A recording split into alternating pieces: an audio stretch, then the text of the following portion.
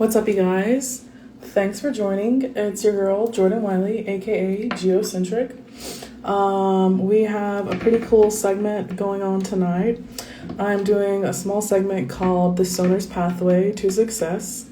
And we're going to be interviewing a pretty special guest, Alex Scherma. For those of you who don't know, Alex is a certified ganjier, and he's also like chef to the stars. He's chef to the ganjiers. He's pretty badass. What's up, Steven? And yeah, pretty soon we're gonna invite him on, and we're gonna talk about his pathway to success and some of the principles and that he uses to, I don't know, to help him along his journey. So let's see here. I'm gonna see if I can invite him. Alex.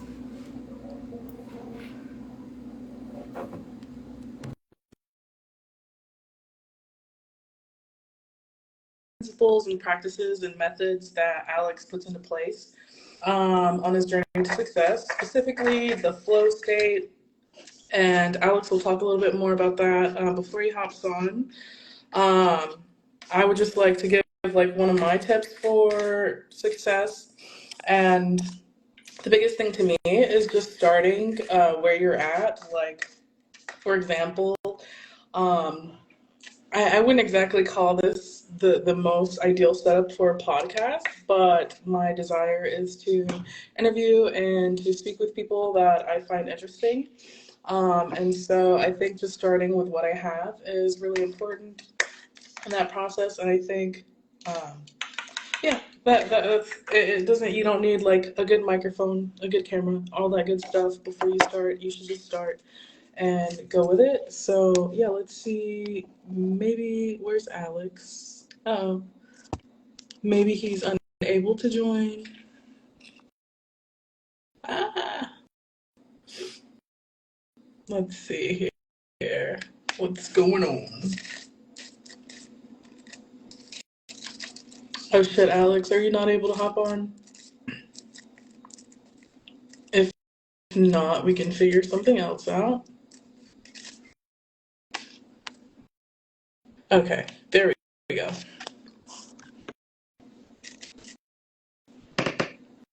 So I think, let's see here. He should be on in a minute. Says he joined. I know, it looks like it. Where you at, Alex?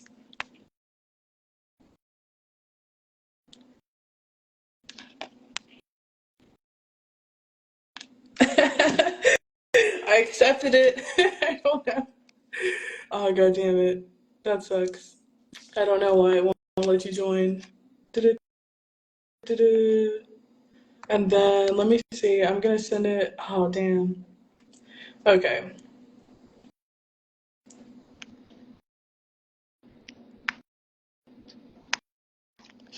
Is your page private? Maybe that's why.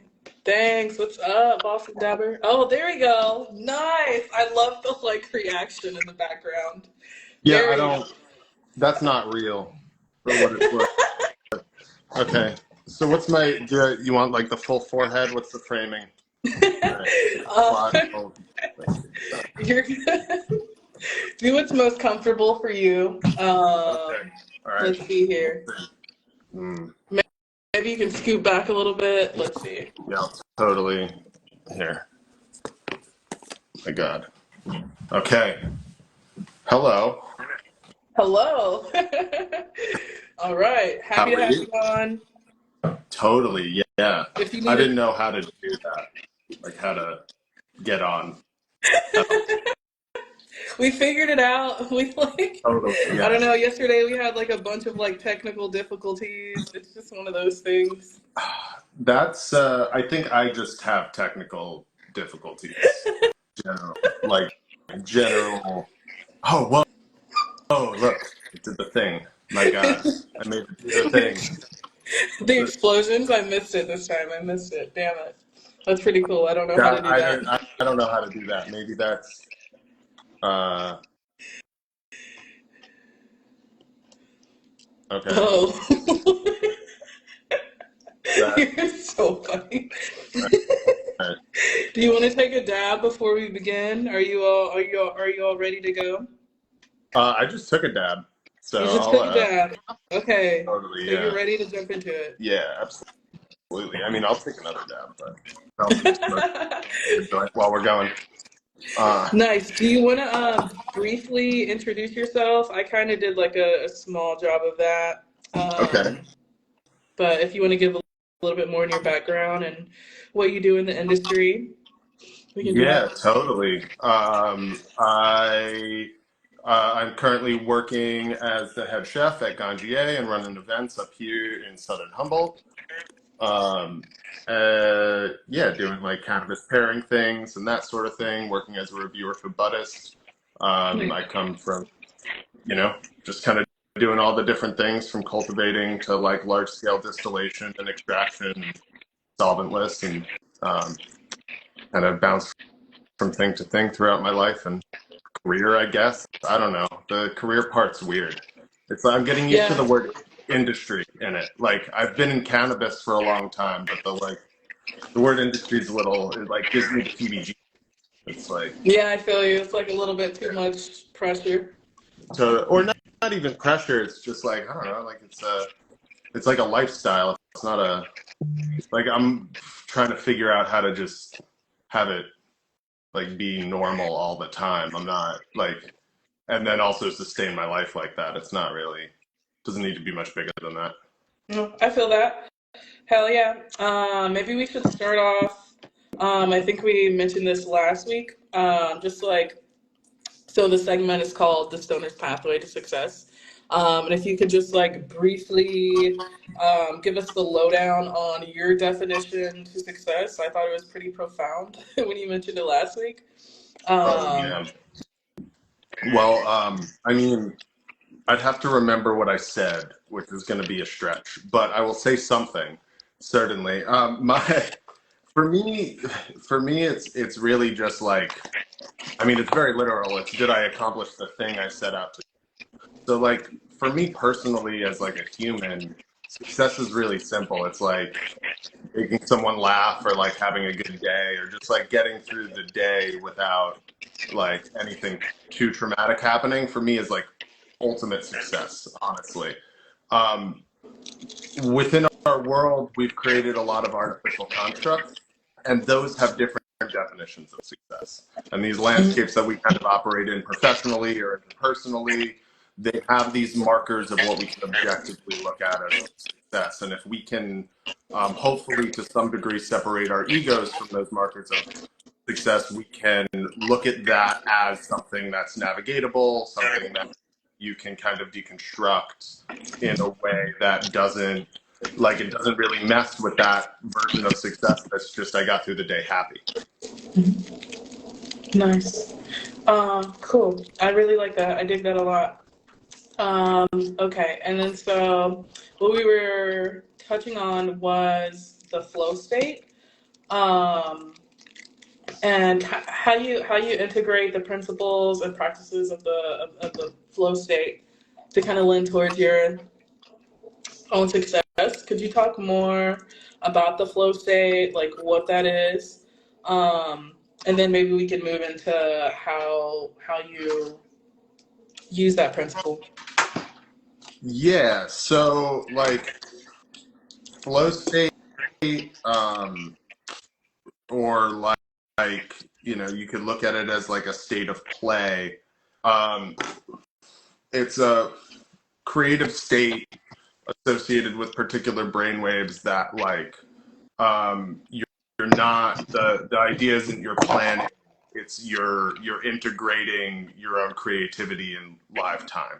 So like it's a dissociative ability to produce the thing you're producing without like without overly thinking about it. So like when we navigate situations, it's really easy to like become self-conscious about things, to start thinking about how things should be rather than what things are. And if you can kind of look at life a little more artistically and be within that flow, you can kind of accept things for what they are and then work within what they can be.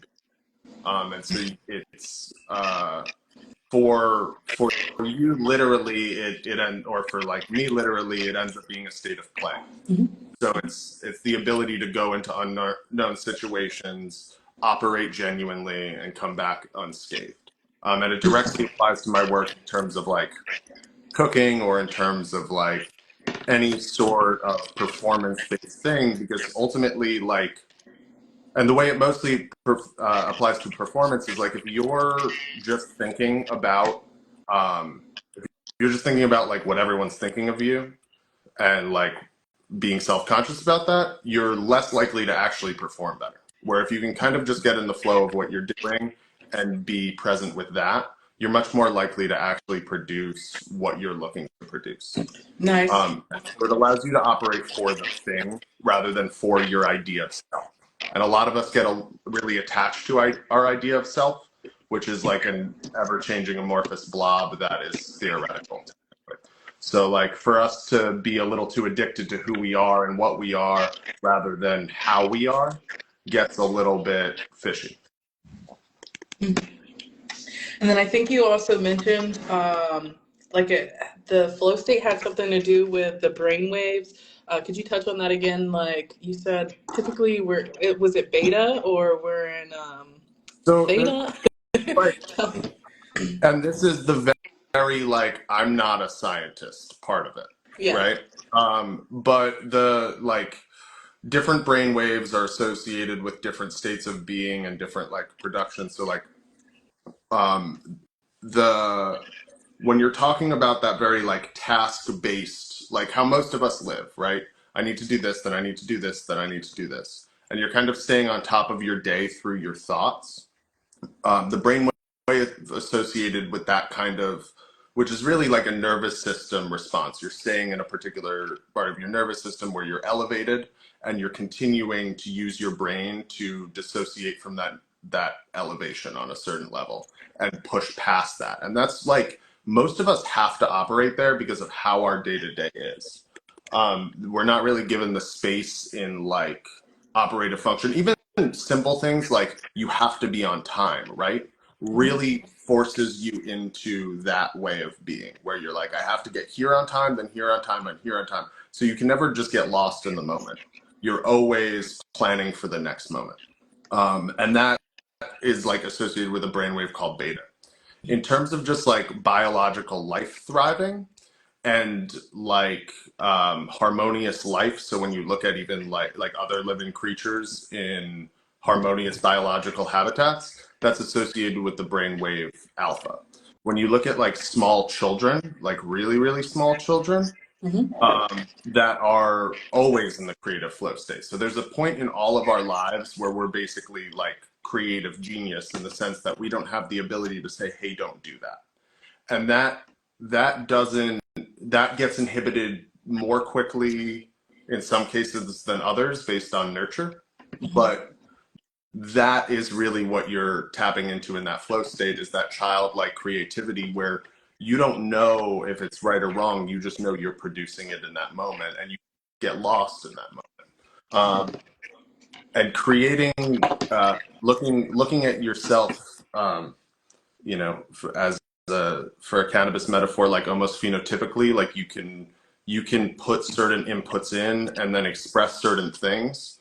I think you can kind of look at it to like, okay, if I want to express the trait of creativity, how do I look at my day and my inputs so that I can express that trait most prominently? Could you explain that a little bit more? No, I'm curious. I'm interested. That's interesting.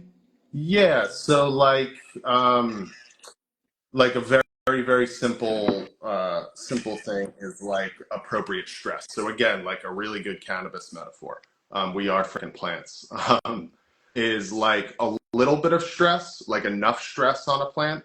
If you lower your lights and you feed a little bit less, like the right kind of stress can have very specific results.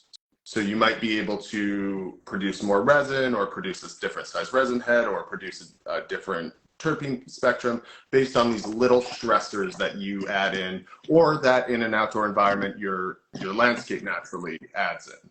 So And like essentially, it's that, beneficial. The a stress little, is beneficial.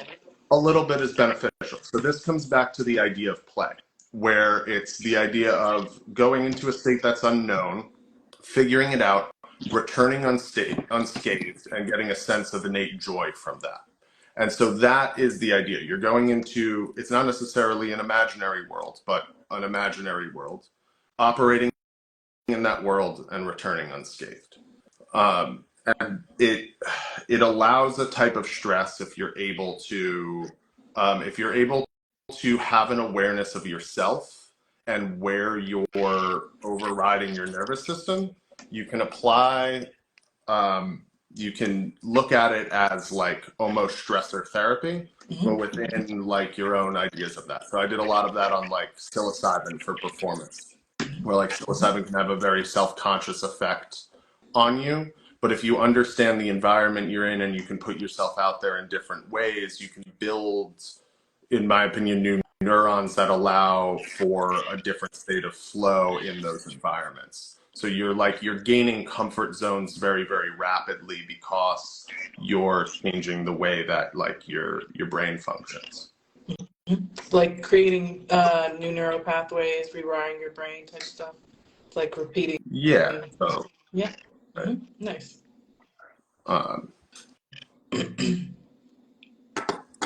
So, how has flow state been involved with like where you are now? Like, I'm kind of how's it lended itself to your process? yeah.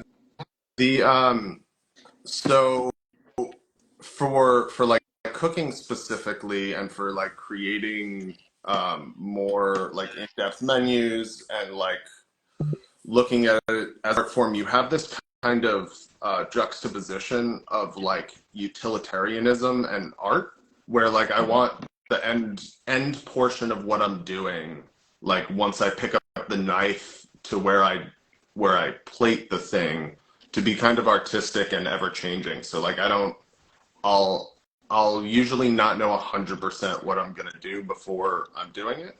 That runs up against the idea that I need supplies, and I'm not in a place where like I can just go to the store and grab whatever I want. I have to kind of like give myself an inventory to work off of.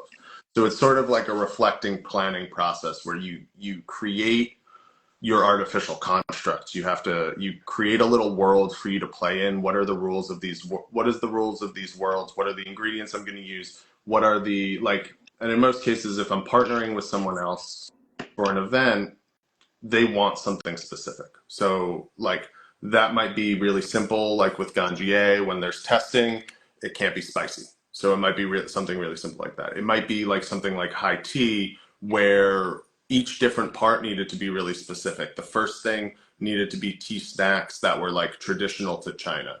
The tasting bar that happened after that was multicultural from different hash producing countries.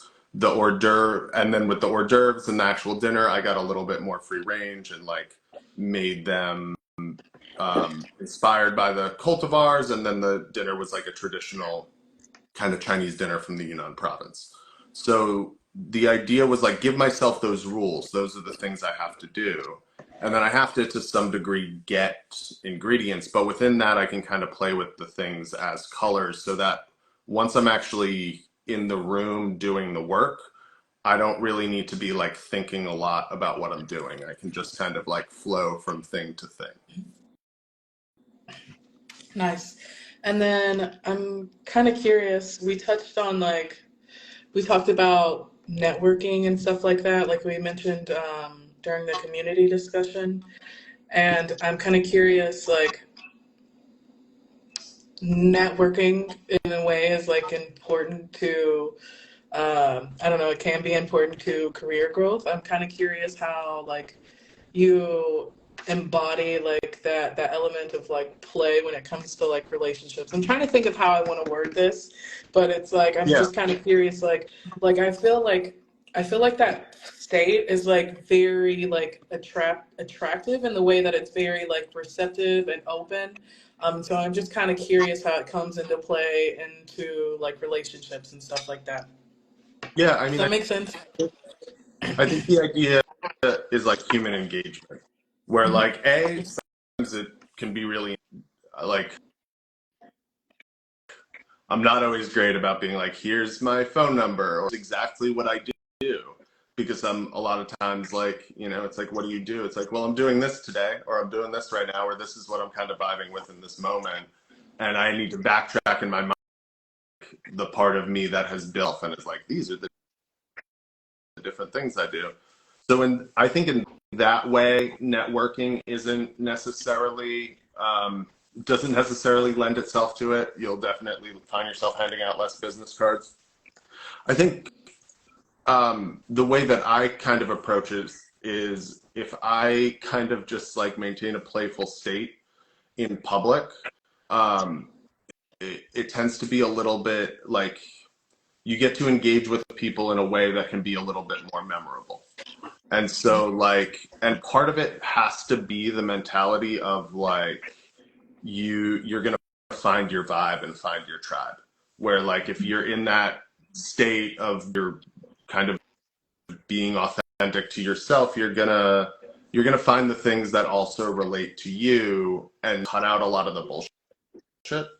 And I think that's what like the thinking part of it can fuck with you a lot because you're like, oh, I need to talk to all these different people, or like that person maybe of a certain status, I better fricking talk to them, or like that person over there does this specific thing. But like, I don't know about you, but I've done things like that, and then I go up and the interaction's super awkward because it wasn't me following like the vibe of the thing. It was me going in my head like this is what I'm supposed to be doing right now, some way. Yeah, Um,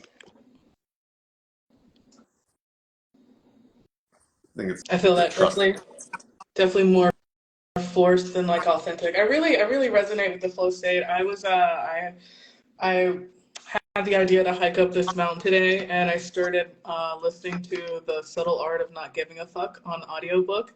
And one of the things he was talking about was like, well, that, and then I was listening to another podcaster. She's like this manifesting chick, and she was talking about the law of like least effort.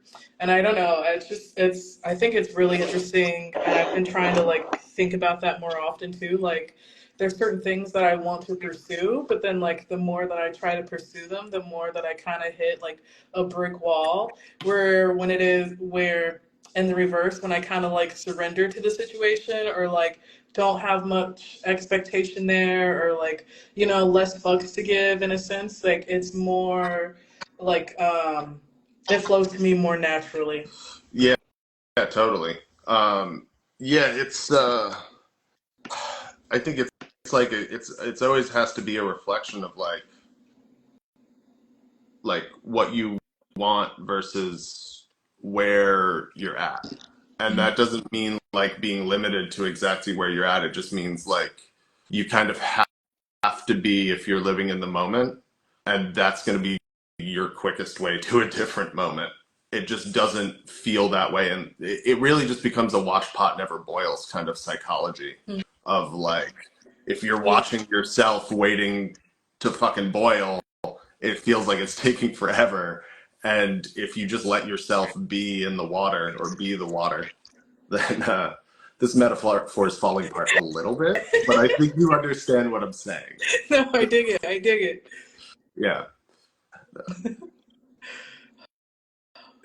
but yeah, no, it's a difficult thing to let yourself free of, for sure. And it's not like it takes like practices. It takes legitimate like practices. I feel that. I did have like two questions. I don't know, in case things. Anyways, I'm curious. Like, okay, so segment's called Stoner's Path to Success. I'm curious how you integrate the flow state, or just how do you approach setbacks or roadblocks like on your whenever you're trying to achieve a goal or something like that? Um, What advice could you give? I don't know. I don't know. I'm cute. Sorry. yeah. Um, I mean, my my best advice is have realistic expectations, really. And yeah, like that's that's really for like yourself and the situation. And like I don't know, it there's I think there's a little bit of like something that I think conflicts where like you need to be able to fully immerse yourself in something to really be successful at it. But that doesn't mean it should like rule your life or you should lose yourself in it. Um, or that you should like put yourself in a position where it's more important to you than you, your life being decent. And I think that goes back to what I was saying earlier is like if you maintain some awareness of like this is the artificial construct and it serves a purpose within what we do and how we interact and who we are as people, and it has value and it's fun and you can keep that there, then when you have a setback or like that's not working out perfectly, like it isn't always going to, you can, remember the part where like you can be happy sitting by a river not accomplishing anything at all. Like, and that is it's like not a very American thing, like in the slightest, but I think I think it's important at a certain point, like to take time in your life where you're not part of that ecosystem so that you can like remember that you exist outside of it too, and that like your purpose is to be, it's not to do something specifically, and that's okay, you know. And that doesn't mean don't do stuff. Like I love doing stuff. All this stuff is really really fun. Like that's the whole point. But if it stops being fun, then you have to start thinking about like why am I doing it? You know. Nice. I really dig that. Nice. I like the part about sitting by the river. Anyway, sorry.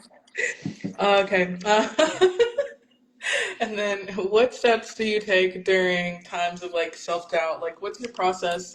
Um, yeah, I really like your perspective.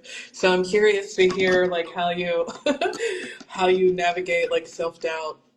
Like other than cursing at myself in the mirror. How do you how do you overcome self-doubt? Um, I I don't It's a I hard question to well answer. I'm like, I think my answer to it is that it, it's again you're where does it start and stop being an indulgence if you can provide something to the things around you. And I think what ultimately taught me that was like survival situations, was like being in situations where like if I didn't act, people would like I or people would like get hypothermia or frostbite or not eat, or like certain things would happen where the stakes are real. I think like can you repeat that first sentence real quick about indulgence? I'm like, sorry, my brain like was like, whoa, what? um I think it becomes questionable where it starts and stops being an indulgence if you can provide something positive to the situation around you. So like if you're a person that has positive things to give and you're sitting in your head thinking about how you shouldn't or how you can't or how you won't, um, you're keeping something from the world. And that's not necessarily bad or good. It's how we live life ultimately, is some combination of putting ourselves out there and keeping ourselves within. But it's like you it it it's it can be um, it can be something that like keeps positive things from happening at the end of the day. Like that's really it. Not too bad. But me personally, how do I deal with like self doubt? Um, Pure existential crisis and slowly learning to not give a fuck because like really you can't like sometimes you can't doubt yourself or you just doubt yourself and do it anyway. Like it doesn't and I think that's really where I resonate with flow state because I'm all self doubt. Otherwise, I'm entirely like I don't know how to operate in that shit. But if I can kind of like flow and be creative and not focus on the parts where I'm thinking about myself in it, then it seems to go well observationally.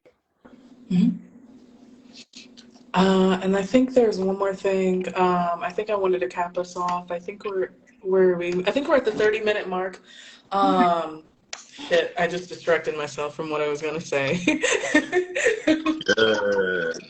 Crap. Oh yeah, okay. I thought it was cool how you mentioned like in the flow state. And I think you may have mentioned like psychedelic mushrooms with this at the same time, but how like putting yourself kind of into different characters, like I think we talked about like improv and like stuff like that, how that like plays into the flow state. Does that make sense? Yeah, totally. Um, yeah, shout out to Speakeasy Improv in Nashville, my fam back home.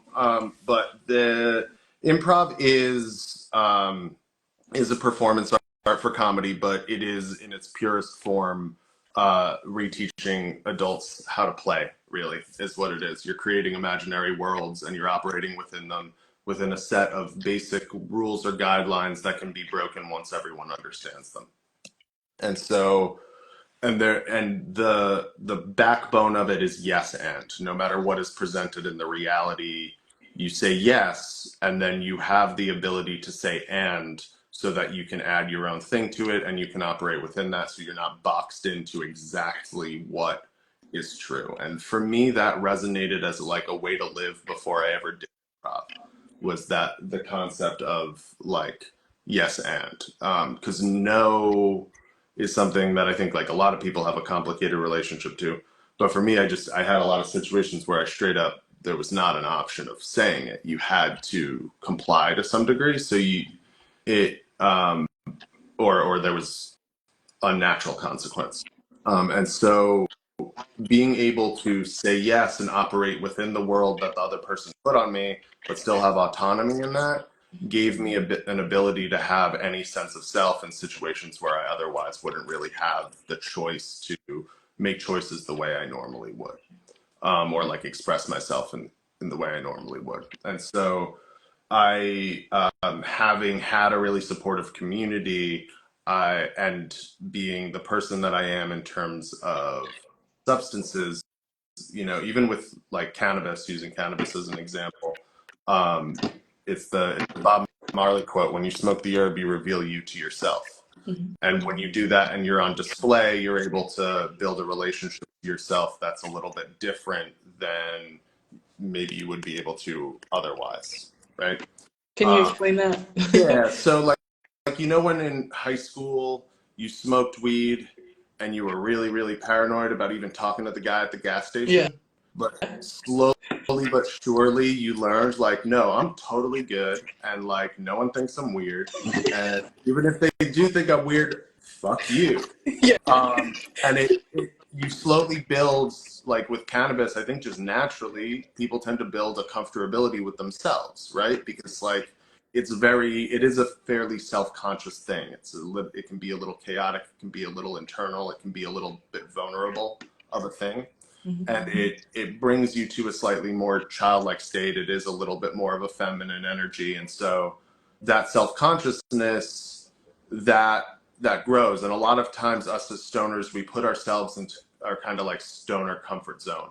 Our operative worlds where we get stoned and we're comfortable being as stoned as we want, and we can kind of operate within that. And then we have to separate like the other things, right? The professional things, or the things where we need to be on, or we need to be around other people in a way that is stoned.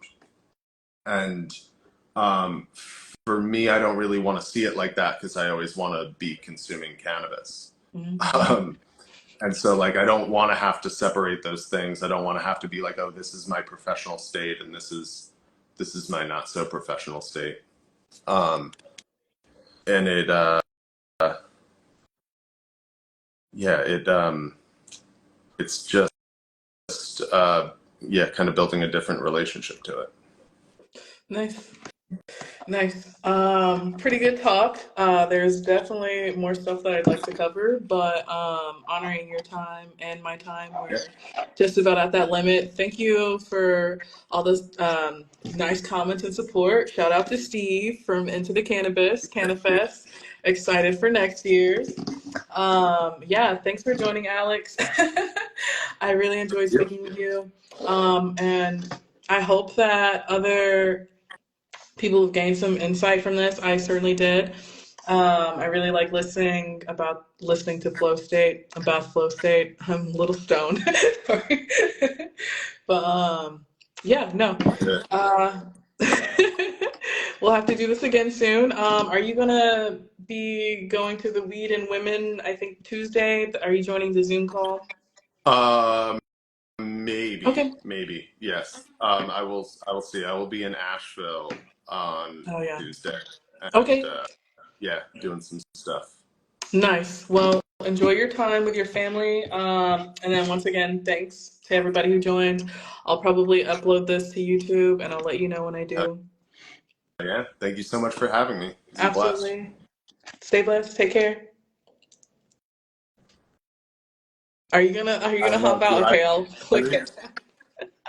I'll click it down. All right. Thanks for joining, guys. And then once again, my biggest advice, or I don't know. I don't know if I can give advice at the point I'm at, but it's to just start with what you have. I don't have like the best setup. I don't have a mic. I'm chilling in Mexico. You can see the gas can behind me, but I'm still doing what I love, and that's all that really matters to me, despite what it looks like. So yeah, enjoy, and thanks for